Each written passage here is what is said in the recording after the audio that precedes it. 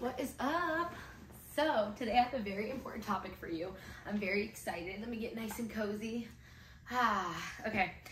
So we're going to talk about stages of change, and really, I think it's important for everybody to realize where in the change process you are. So we are going to, so that way you can effectively plan your program and decide where you need to go next. And just stick with me, you'll understand why. So basically, I'm just gonna explain them all first. So stages of change are pre-contemplation, contemplation, preparation, action, and then maintenance, right? So pre-contemplation is when someone is kind of like, they don't even think they have a problem. It's not even on their radar, right? Maybe other people are mentioning it, like doctors, like, hey, you're pre-diabetic, maybe we should consider da-da-da. But to them, they haven't even acknowledged that there might be a problem, okay? Contemplation is when you start to think like, that's weird. I'm having a hard time walking up the stairs. So you start to think about it, like, I wonder why that is. Maybe I should start figuring out some behaviors, but you're not even really there yet, actually. You're not even really saying to yourself, maybe I should start changing some behaviors. You're just thinking about what's happening to you. Like, man, I'm really tired lately. And you're thinking, you put on an outfit that you always wear, and you're like thinking, this is really tight on me. So these are like pre-contemplation thoughts that start to occur in your head that you're really still not even connecting, but you're at least acknowledging that these things are happening to you. That's pre-contemplation. And then you would step into preparation. So in preparation, you are thinking about, okay, I wonder, I must be, my clothes is fitting tighter, which to me means I'm, gaining weight. I can't make it up the stairs like I used to. So that must mean that, I'm having a conditioning issue. Like I can't keep my breath, or what's causing that. So you start to think about, what can I do that can help me alleviate these problems, right? So you start to think, maybe I should walk more. Maybe I should go to the gym, or maybe I should start thinking about what I'm eating more. Maybe I should start looking at what I'm eating, tracking what I'm eating, stop eating out so much. Maybe I should stop getting fast food for lunch every day. So you start, you're in a preparation phase. You start preparing for the next phase, which is action, of what you're gonna do. You start putting things in place of what am I gonna do when I want to get fast food for lunch? Well, I'm hopefully going to prepare the night before and pack my lunch, but if I can't pack my lunch, then hopefully I'm going to go out and look for a better option that's not fried or high fat, high processed food. You just start preparing these things. And after you've made your preparations, you start thinking, okay, I'm going to go to the gym. I'm going to start trying to work out Mondays and Fridays. Or I'm going to start going for a walk every day when I get home from work. Or I'm going to wake up early and go for a walk before work. Whatever. You just start preparing yourself for what you're about to do.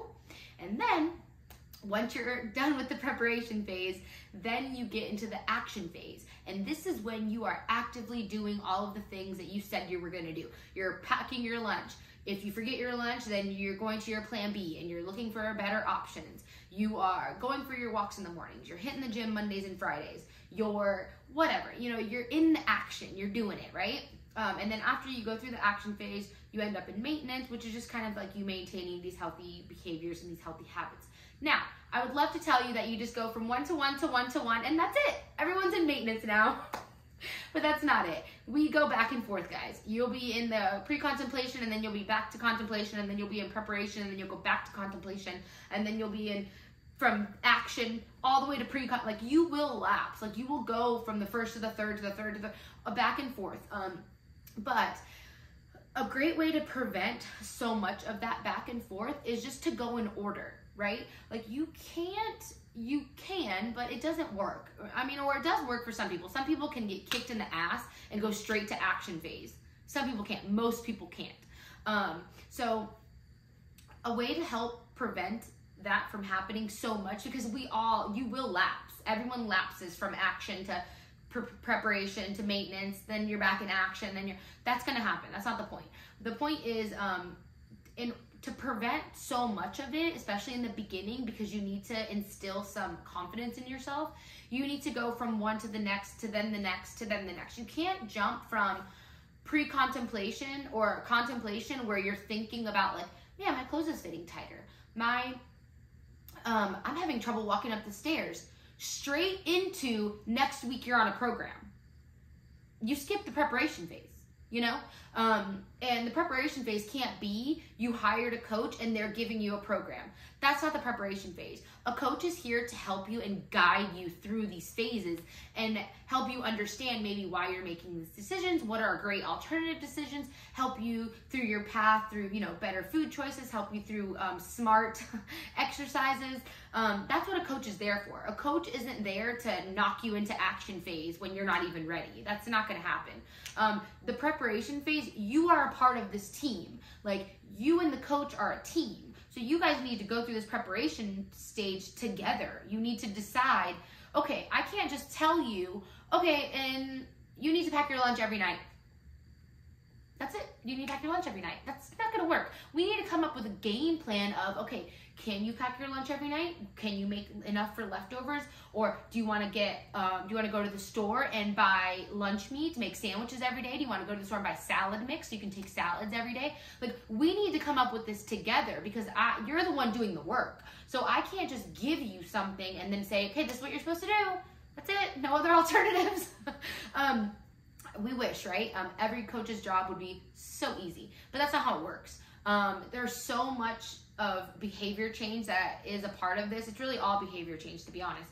But anyways, and yeah, I just want you to understand, you need to go from figure out where you are. So figure out, I'm assuming if you're watching this, you're probably in the contemplation stage where you feel like changes need to be made.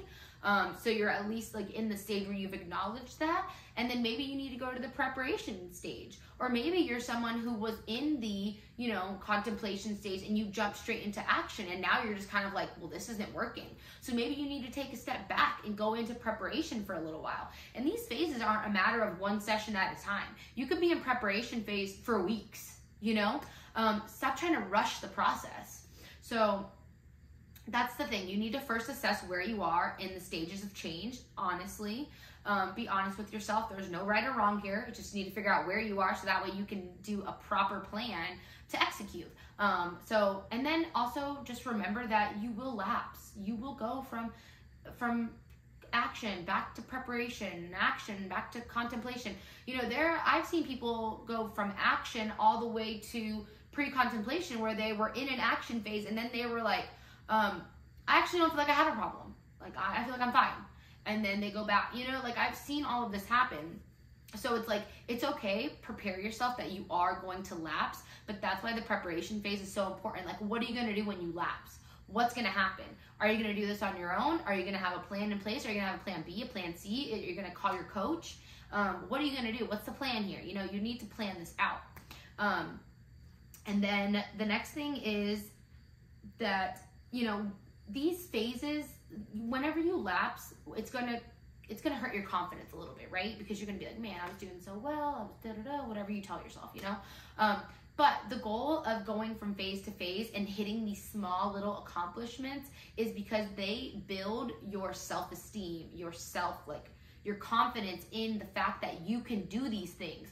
Every time you keep your promise to yourself and tell yourself that you're going to go for a walk and you go for that walk, or that you're going to pack your lunch and you pack your lunch and you eat that lunch, or whatever, that you're going to, cut down your drinking, to every other night, whatever your goals are, every time you hit that builds your self-confidence in yourself and your ability to recognize that you can do these things. And that's what just keeps you going. And that's what drives a little bit more progress. And every time you get a little bit more progress, your self-confidence in yourself tells you, I can do these things. And every time something comes up, like an unexpected lunch meeting or an unexpected event with your spouse or an unexpected whatever comes up, every time you navigate that hard event, that's confidence that you're building in yourself that I can do this. I can do this when it gets hard. I can do this when it's not perfect. I can do this when my son kept me up all night because he didn't want to sleep. I know how to navigate this now. And that's what these stages do, and that's what going through them properly do, and that's what keeping all these promises to yourself do. Builds that self-worth and knowledge in yourself that I can do these things. And we have to put that in our brains before our brains will actually believe them, because it's easy to be like, yes, I can do this. We can do this. You know, everyone chants that. But it's like, unless you prove to yourself over and over and over and over again that you can, those are just chants, you know? So, I hope I covered it all. A couple of things that do help with this. Again, keeping the promises to yourself, your self-efficacy of yourself.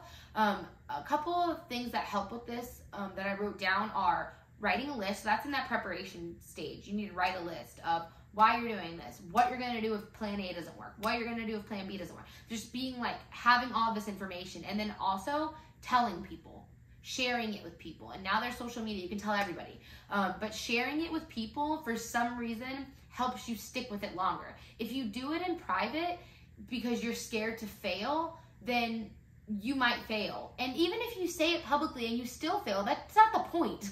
The point is that telling people, it's like you're more invested if you tell somebody, because if you don't tell somebody, then to you, you're like, well, nobody really knows I'm doing this, so if I just stop, then, whatever. But there's that thing that's inside of all of us, that ego, that if you tell somebody, you're more likely to do it. Just like you're more likely to keep your appointments with your friends. You're not going to cancel your friend's lunch date, an hour before, because you're going to feel like crap about it. But you will cancel your own lunch date with yourself to go to the gym, or to, go around the block at night when you get home from work, because it's just you. You're not letting anybody down, other than yourself, which should be the biggest letdown, But anyways, that's just how our brains operate. There's nothing wrong with it. That's just how it works. So if you get ahead of it, if we understand why our behaviors are the way that we are, we will be that much more successful. Okay? I'm going to stop rambling because I got all the points out. And bye.